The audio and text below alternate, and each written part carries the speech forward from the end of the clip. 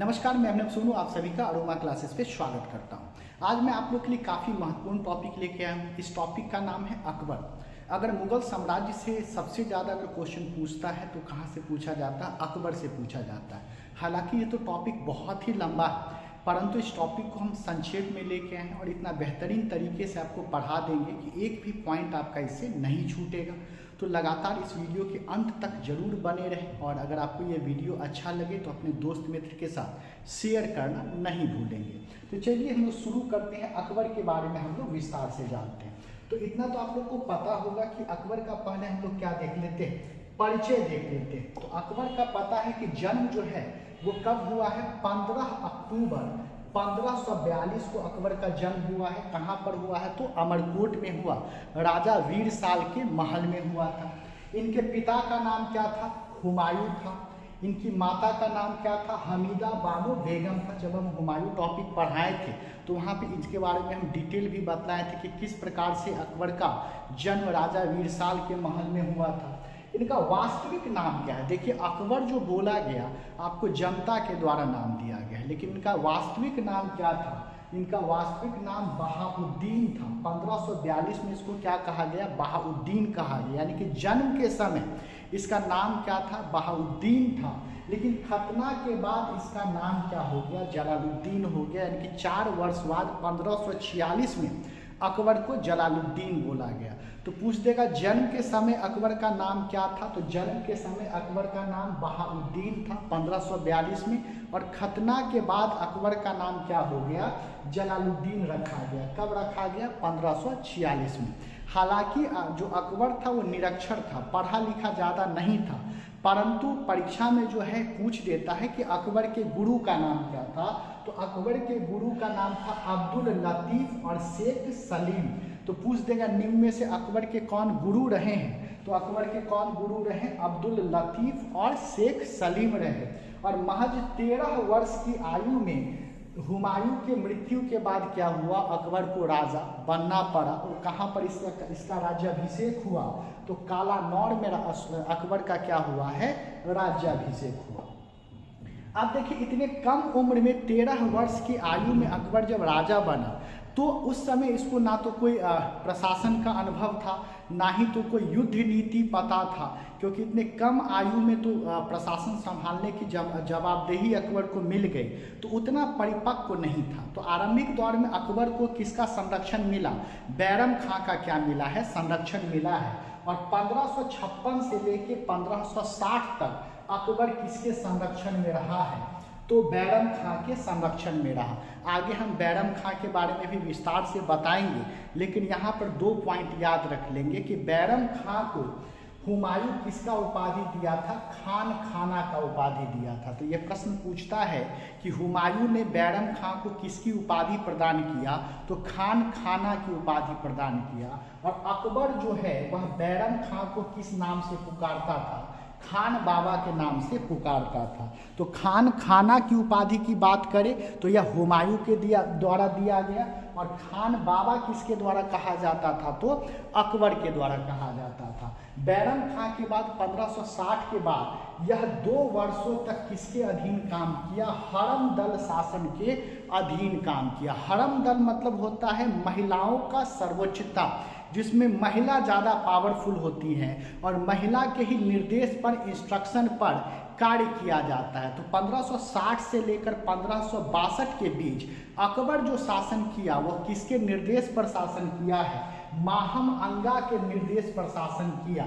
और चूंकि एक महिला के निर्देश पर यह शासन किया है, इसलिए इस शासन को पेटीकोट गवर्नमेंट के नाम से भी जानते हैं या पर्दा शासन के नाम से भी जाना जाता है। तो हम क्या यहाँ तक समझे कि महज 13 वर्ष की आयु में अकबर को क्या संभालना पड़ा? राज्य संभालना पड़ा। तो उतने कम उम्र में अकबर को संरक्षण मिला। 1556 से लेके 1560 तक बैरम खां के द्वारा अकबर को संरक्षण दिया गया, और 1560 से लेके 1562 तक यह पेटीकोट शासन के अधीन कार्य किया। किया। तो प्रश्न पूछ भी देता है एग्जाम में कि पेटीकोट शासन जो है किस राजा से संबंधित है, तो यह किससे संबंधित है, तो अकबर से संबंधित है। और इस शासन के दौरान अकबर किसके अधीन रहकर कार्य किया है, तो माहम अंगा के अधीन रहकर क्या किया, कार्य किया। लेकिन 1562 में जब माहम अंगा के बाद यह क्या हुआ, स्वतंत्र हो गया। अब यह अपना स्वतंत्र निर्णय लेने लगा, इंडिपेंडेंट निर्णय लेने लगा, तो ये बहुत सारा सुधार कार्य किया। अब चूंकि स्वतंत्र निर्णय लिया, किसी का इस पर दबाव नहीं था, तो बहुत सारा रिफॉर्म किया। पहला तो देखिए प्रतिबंध किस पर लगाया, ये दास प्रथा पर प्रतिबंध लगा दिया। पूछ भी देता है कि अकबर जो है दास प्रथा पर कब प्रतिबंध लगाया, तो अकबर 1562 में दास प्रथा पर क्या किया, प्रतिबंध लगाया। 1563 में अकबर किस पर प्रतिबंध लगा दिया है, सती प्रथा पर क्या किया है, प्रतिबंध लगा दिया है। 1563 में उसी वर्ष जो है तीर्थ यात्रा कर पर भी क्या किया है, प्रतिबंध लगाया है। पहले लोग अगर प्रयागराज या मथुरा जाया करते थे तो उनसे टैक्स लिया जाता था, तो उस टैक्स को समाप्त करने का काम कौन किया है, अकबर किया है। और जजिया कर को भी समाप्त कौन कर दिया है, अकबर कर दिया। कभी वीडियो में हम जजिया कर के बारे में भी अलग से एक्सप्लेन कर देंगे। तो देखिए इतना प्रतिबंध लगाया, दास प्रथा समाप्त कर दिया, सती प्रथा समाप्त कर दिया, तीर्थ यात्रा कर समाप्त कर दिया, जजिया कर समाप्त कर दिया। इन सुधार कार्यों से खुश होकर वहाँ का जो जनता था वह इसको क्या पुकारने लगा, अकबर पुकारने लगा। हम बता भी दिए कि अकबर का जो बचपन का नाम था, जन्म के समय इसका नाम क्या था, बहाउद्दीन था, और खतना के बाद जलालुद्दीन कहा गया। लेकिन आज जो हम अकबर बोलते हैं, यह अकबर किसके द्वारा बोला गया था, वहाँ की जनता के द्वारा बोला गया। और क्यों बोला गया, तो ये सुधार कार्य को लेकर उसको बोला गया।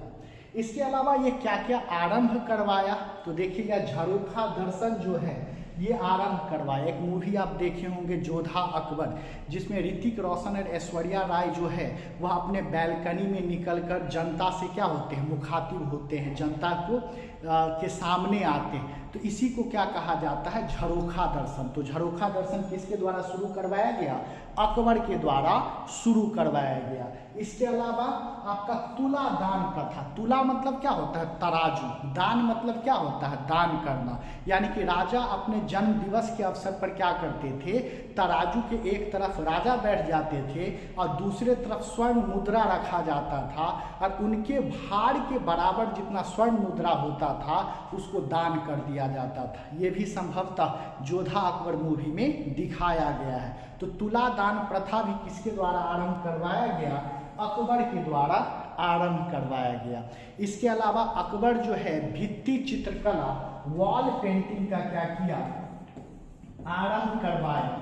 जब हम हुमायूं पढ़ा रहे थे तो इसमें हम बतलाए थे कि मुगल चित्रकला के आरंभ के बारे में या मुगल चित्रकला के बारे में बतलाए थे। लेकिन भित्ति चित्रकला का जो आरंभ है वह किसके द्वारा किया गया, आपको अकबर के द्वारा किया गया। इसके अलावा निम्न अस्पा चला। निम्न अस्पा कहने का मतलब क्या था कि अगर एक सैनिक पर एक घोड़ा होना चाहिए था, यानी कि अगर कोई सैनिक को ज्वाइन करना था तो उसके पास कितना घोड़ा होना चाहिए, एक घोड़ा होना चाहिए, तभी वह क्या करेंगे, उसके सेना में शामिल हो सकते हैं। जैसे मान लीजिए हमको अभी टाइपिंग करवाना हो और मेरे पास कोई ऐसा सिस्टम ना हो, लैपटॉप ना हो, तो टाइपिस्ट के सामने हम यह कंडीशन रख देंगे कि यदि आपके पास लैपटॉप हो टाइपिंग के लिए तभी आप मेरे यहाँ आएंगे, ताकि अपने लैपटॉप से टाइप करके आप हमको मटेरियल देंगे। उसी प्रकार से अकबर क्या किया कि बोला अगर आपके पास एक घोड़ा है तभी आप एक सैनिक में जुड़ सकते हैं, और इसी प्रणाली को क्या कहा गया, निम्न अस्पा कहा गया। तो अकबर जो है क्या क्या आरंभ करवाया, झरोखा दर्शन, तुलादान प्रथा, भित्ति चित्रकला, और निम्न अस्पा क्या किया है, आरंभ करवाया। और यहाँ लिख भी दिए हैं कि अकबर के सुधार कार्य से खुश होकर जनता ने उसे अकबर की उपाधि क्या की है, प्रदान की है। एक बार वीडियो को अच्छे से देख जाइएगा, पूरा फैक्ट आपको क्या हो जाएगा, याद हो जाएगा। और जो भी पढ़ रहे हैं उसको साथ साथ नोट्स भी बना लीजिएगा। और अच्छा लगे ये वीडियो तो एक लाइक और एक शेयर जरूर बनता है। अब इसका अभियान देखते हैं कि अकबर जो है कौन कौन सा युद्ध लड़ा है या कौन कौन सा सैन्य अभियान आरंभ किया। देखिए पानीपत का प्रथम युद्ध तो अब बाबर और इब्राहिम लोदी के बीच लड़ा गया, लेकिन पानीपत का जो दूसरा युद्ध है वह किसके बीच लड़ा गया? अकबर और हेमू के मध्य क्या हुआ था? लड़ा गया था। किस वर्ष लड़ा गया? 1556 में लड़ा गया। लेकिन यहाँ पे 1556 में अकबर की आयु बहुत कम थी, तो उस युद्ध का जो नेतृत्व है वह नेतृत्व किसके द्वारा किया गया? बैरम खां के द्वारा किया गया। वास्तव में यह युद्ध जो है लड़ा गया है बैरम खां के द्वारा ही, लेकिन अकबर चूंकि शासक था तो प्रश्न में ऐसे भी पूछ देता है कि पानीपत के दूसरे युद्ध का जो नेतृत्व है वह किसके द्वारा किया गया। लेकिन अकबर चूंकि कम आयु का था तो इस युद्ध का नेतृत्व किसके द्वारा किया गया? बैरम खां के द्वारा किया गया। अगर बैरम खां ऑप्शन में ना हो तो आप अकबर लगा सकते हैं। और इस युद्ध का परिणाम क्या निकला? अकबर जो है वह हेमू को क्या किया? पराजित कर दिया। लेकिन हेमू से भी बहुत ज़्यादा प्रश्न बनता है, बहुत सारे एग्जाम में हेमू से भी क्वेश्चन पूछ दिया है, तो इसके बारे में भी थोड़ा हम परिचय लिख दिए हैं। जैसे हेमू जो है इसका मूल नाम क्या था? हेमचंद था। लोग इनको प्यार से क्या बोलते थे? हेमू बोलते थे। यह कहाँ का निवासी था? रोहतक का निवासी था। शुरुआती दौर में, आरंभिक दौर में यह नमक का क्या था? व्यापारी था। बाद में इसको सूरी वंश का क्या बना दिया गया? सूबेदार बना दिया गया। ठीक है, तो यह पूछता भी है कि यह किस वंश का मतलब सूबेदार था? तो सूरी वंश का सूबेदार था। और यह अंतिम विक्रमादित्य किसको कहा जाता है? हेमचंद और या हेमू को कहा जाता है। कुल 14 विक्रमादित्य हुए हैं, जिसमें से अंतिम विक्रमादित्य किसको कहा जाता है? हेमू या हेमचंद को कहा जाता है। या ऐसे पूछ दे कि 14वां विक्रमादित्य कौन बना है? तो हेमू या हेमचंद बना है। और यह दिल्ली में बैठने वाला अंतिम हिंदू शासक था। दिल्ली की गद्दी पर बैठने वाला अंतिम हिंदू शासक कौन रहा है? तो यही हेमू या हेमचंद रहा है। अब तिलवारा का युद्ध काफी महत्वपूर्ण युद्ध है। यह तिलवारा का युद्ध कब हुआ है? 1560 में हुआ है यह तिलवारा का युद्ध। देखिएगा बाद में चलकर बैरम खां और अकबर के बीच क्या हो गया? मतभेद हो गया, जिसके कारण अकबर और बैरम खां के बीच एक युद्ध हुआ और उसी युद्ध को क्या कहा जाता है? तिलवारा का युद्ध कहा जाता है। और इस युद्ध में बैरम खां क्या हो गए? पराजित हो गए। और जब बैरम खां पराजित हुए तो अकबर जो है बैरम खां के समक्ष 2 शर्त रखा। पहला तो शर्त रखा कि या तो आप चंदेरी या ग्वालियर के सूबेदार बन जाएं और वहां शासन करें, और नहीं तो आप हज यात्रा पर चले जाएं। और बैरम खां जो है वह चंदेरी या ग्वालियर का सूबेदार बनना स्वीकार नहीं किए और वो कहाँ जाने का निर्णय लिए? हज यात्रा पे जाने का निर्णय लिए। और जब यह बैरम खां आगरा से हज यात्रा के लिए निकला तो गुजरात में पाटन नामक जगह है, यहाँ पर मुबारक खां जो है यह बैरम खां की हत्या कर दिया। अब आपके मन में सवाल उठेगा कि मुबारक खां बैरम खां की आखिर हत्या क्यों किया? तो मुबारक खां के पिता की हत्या पानीपत के दूसरे युद्ध में किसके द्वारा कर दिया गया था? बैरम खां के द्वारा कर दिया गया था। और उसी का बदला लेने के लिए मुबारक खां जो है बैरम खां की हत्या कर दिया। तो यह प्रश्न बनता भी है कि निम्न में से किसे हज यात्रा के दौरान हत्या कर दिया गया था? तो यह कौन था? बैरम खां था। और बैरम खां के मृत्यु के बाद उसकी जो विधवा थी जिसका नाम सलीमा बेगम था, उससे कौन विवाह कर लेता है? अकबर विवाह कर लेता है। यहाँ पर विवाह का मतलब ये समझिए कि अकबर संरक्षण प्रदान किया, एक प्रोटेक्शन दिया है। किसको प्रोटेक्शन दिया? सलीमा बेगम को क्या किया? प्रोटेक्शन दिया। और इसी सलीमा बेगम का एक पुत्र है हुआ जिसका नाम क्या है? अब्दुल रहीम नाम है। और चूंकि अब्दुल रहीम के पिता कौन थे? बैरम खां थे। और बैरम खां को खान खाना की उपाधि मिला हुआ था, तो वो खान खाना की उपाधि अकबर किसको प्रदान कर दिया? अब्दुल रहीम को प्रदान कर दिया। इसलिए अब्दुल रहीम का पूरा नाम क्या हो गया? अब्दुल रहीम खान खाना हो गया। और ये नाम आप बहुत बार सुने भी होंगे। अकबर के नवरत्न में ये कौन शामिल थे? अब्दुल रहीम खान खाना। तो यहाँ पे एक समझने वाली बात है कि हम क्या बताएं कि बैरम खां की जो विधवा थी सलीमा बेगम, इससे अकबर विवाह कर लिया। और इसी सलीमा बेगम का पुत्र कौन था? अब्दुल रहीम था, जिसको अकबर किस चीज़ का उपाधि दिया? खान खाना की उपाधि प्रदान किया। और बाद में यह अकबर के नवरत्न में क्या हुआ? शामिल हुआ। अगला है पहला अभियान। अब अकबर का पहला सैन्य अभियान कहाँ पर है? तो मालवा में। ठीक है, ये काफी महत्वपूर्ण है। पूछ देता है कि अकबर का पहला अभियान कहाँ शुरू हुआ। अभी तो ये आपस में ही क्षेत्रीय राजा से लड़ रहा था, तो पहला अभियान जो है वह मालवा में। दो पूछता है, पहला और अंतिम। तो पहला अभियान 1561 में हुआ, ऐसे याद रखिएगा, 1561 में। अंतिम में एक है, तो पहला अभियान इसमें हुआ। और अंतिम अभियान जो है, यह 1601 में होगा। इसके भी अंत में क्या है? एक है। यानी कि पहला अभियान 1561 में और अंतिम अभियान क्या है? 1601 में हुआ है।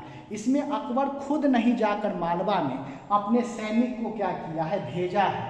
और मालवा का शासक कौन था? बाज बहादुर था। ठीक है, तो इसका मालवा का उस समय शासक कौन था? बाज बहादुर था। और अकबर खुद नहीं जाकर अपने सेनापति किसको भेजता है? आदम खां को क्या करता है? भेजता है। आदम खां वहां जब पहुंचता है तो बाज बहादुर की पत्नी के साथ रेप करने का प्रयास करता है। और इसकी जो प्रेमिका थी जिसका नाम था रूपमती, उसको भी काफी क्या करता है? परेशान करता है।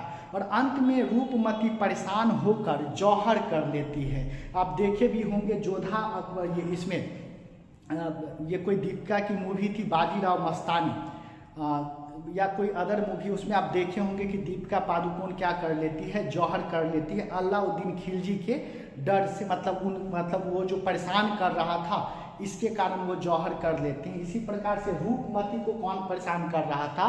आदम खां परेशान कर रहा था। उससे परेशान होकर रूपमती क्या कर ली? जौहर कर ली। और जब यह बात किसको पता चला? बाज बहादुर को पता चला। तो बाज बहादुर भी रूपमती के कब्र पर जाकर क्या किया? आत्महत्या कर लिया। और दोनों का कब्र, बाज बहादुर और रूपमती का कब्र कहाँ पर मौजूद है? सारंगपुर में क्या है? मौजूद है।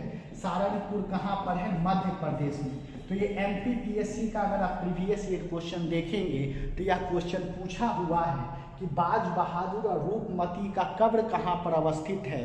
तो सारंगपुर में अवस्थित है। तो हम क्या बोलेंगे कि अकबर का जो प्रथम अभियान है वो कहाँ के लिए था? मालवा के लिए था। यहाँ पर अकबर स्वयं नहीं जाकर अपने सेनापति आदम खां को भेजता है। आदम खां बाज बहादुर की पत्नी को बहुत ज़्यादा परेशान करता है। इनकी जो प्रेमिका रहती है रूपमती, वह ये आदम खां से परेशान होकर क्या कर लेती हैं? जौहर कर लेती हैं। और जब यह बात बाज बहादुर को पता चलता है तो बाज बहादुर भी क्या करता है? रूपमती के कब्र पर जाकर आत्महत्या कर लेता है। और दोनों का कब्र कहाँ पर मौजूद है? तो सारंगपुर में क्या है? मौजूद है। आप जोधा अकबर मूवी देखे होंगे तो एक कैरेक्टर दिखाया होगा कि अकबर उसको 2 बार छत पर से जो फेंकवाता है वो कौन वास्तव में है? यही आदम खां है। अकबर को जब पता चलता है आदम खां के इस हरकत के बारे में तो बहुत ज़्यादा यह क्या हो जाता है? गुस्सा हो जाता है। अब है आमेर का अभियान। आमेर तो पता भी होगा कहाँ पर है? राजस्थान में। और यह अकबर का क्या रहा है?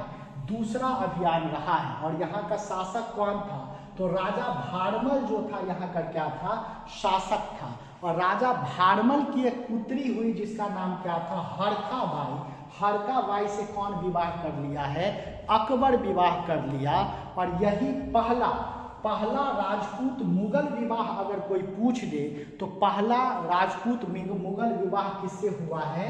हरखा बाई से हुआ है। बहुत सारे लोग जोधा से क्या करता है? जोधा बाई में टिक लगा देता है, जो कि गलत है। पहला राजपूत मुगल विवाह जो है किनके साथ हुआ है? हरखा बाई के साथ। और अकबर जो है हरखा बाई को किस चीज़ का उपाधि प्रदान किया? मरियम का उपाधि प्रदान किया। तो पूछ भी देता है अकबर निम्न में से किसको मरियम का उपाधि प्रदान किया है? तो हरखा बाई को मरियम का उपाधि प्रदान किया। अगला जो अभियान है हमारा गोंडवाना अभियान है, जो कब हुआ है 1564 में, 1564 में हुआ। और यहाँ का जो शासक था उसका नाम क्या था, वीर नारायण था। लेकिन यहाँ पर वीर नारायण की क्या कर दी गई, हत्या कर दी गई। यहाँ भी अकबर खुद नहीं गए थे, किसको भेजे थे, आसफ खां को भेजे थे। वीर नारायण की पत्नी थी रानी दुर्गावती, जिनका नाम आप सुने होंगे। रानी दुर्गावती जो है बहुत बहादुरी पूर्वक किसके साथ लड़ी है, आसफ खां के साथ लड़ी। लेकिन जब दुर्गावती को यह पता चला कि उनके जो पति है वीर नारायण, उनकी मृत्यु हो गई है, तो उनके मृत्यु के बाद रानी दुर्गावती भी जो है वह आत्महत्या कर ली। तो अगर आपसे पूछ देता है कि रानी दुर्गावती का संबंध कहाँ से था, तो रानी दुर्गावती का संबंध कहाँ से था, गोंडवाना से था। अगला जो है यह गुजरात अभियान। देखिए गुजरात अभियान 2 हुआ है, एक 1571 में, 1571 में, और दूसरा कब हुआ है 1572 में। लेकिन हम यहाँ पर 1572 वाला गुजरात अभियान की चर्चा कर रहे हैं। इसका कारण क्या है कि 1571 का जो गुजरात अभियान था उसमें अकबर स्वयं नहीं गया था। अकबर किस अभियान में गया है, 1572 में। इसलिए हम चर्चा किसके बारे में किए, 1572 का। इसमें बताया भी कि अकबर क्या किया, स्वयं गया। गुजरात गया है तो सबसे पहली बार, अगर जीवन में पहली बार समुद्र कब देखा है, तो यह गुजरात अभियान के दौरान। तो पूछता भी है कि अकबर सबसे पहली बार समुद्र कब देखा, तो गुजरात अभियान के दौरान। अकबर जो है सर्वप्रथम पुर्तगाली से कब मिला है, तो गुजरात अभियान के दौरान। और गुजरात का उस समय शासक कौन था, मिर्जा हुसैन था। और गुजरात विजय की याद में आप लोग पढ़े भी होंगे, अकबर बुलंद दरवाजा का निर्माण फतेहपुर सीकरी में किया। तो गुजरात विजय से बहुत कुछ याद रखना है। पहला, अकबर सबसे पहली बार समुद्र देखा, अकबर सबसे पहली बार पुर्तगालियों से मिला, गुजरात विजय के उपलक्ष्य में यह बुलंद दरवाजा का निर्माण करवाया, जो कि कहाँ पर है, फतेहपुर सीकरी में है। अगला हल्दी घाटी का युद्ध तो पता भी होगा, अकबर और महाराणा प्रताप के बीच हुआ था, जिसमें अकबर जो है महाराणा प्रताप को हरा दिया था। बड़ा बहादुरी पूर्वक लड़े थे महाराणा प्रताप, इनके बारे में भी जानते होंगे। यह युद्ध कब हुआ है, 1576 में हुआ। और हल्दी घाटी कहाँ पड़ता है, तो उदयपुर राजस्थान में हल्दी घाटी पड़ता है। अगला जो युद्ध हुआ है वह अहमदनगर का अभियान है। अहमदनगर कहाँ पर है, महाराष्ट्र में है। और यह जो अभियान कब अकबर चलाया, 1600 में चलाया। और यहाँ का शासक कौन था, निजाम शाह था। और निजाम शाह की पत्नी का नाम क्या था, चांद बीबी था। और इस अभियान में भी अकबर खुद नहीं गया, वह किसको भेजा, अब्दुल रहीम और मुराद को भेजा था। तो पूछ देगा निम्न में से किस अभियान में अकबर जो है अब्दुल रहीम को भेजा है, तो वह कौन सा है, अहमदनगर अभियान में। और चांद बीबी भी फिर बहादुरी पूर्वक यहाँ पर क्या की थी, लड़ी थी। तो पूछ देगा चांद बीबी जो मतलब मुंहतोड़ जवाब दी थी अकबर को, वह कहाँ से मतलब ताल्लुकात रखती हैं, तो वह अहमदनगर महाराष्ट्र से ताल्लुकात रखती हैं। अगला और अंतिम अभियान जो अकबर का चला है वह असीरगढ़ में चला है। और यह कब हुआ, 1601 में हुआ है। और किसके विरुद्ध हुआ है, वीर बहादुर के खिलाफ अकबर का यह अभियान हुआ।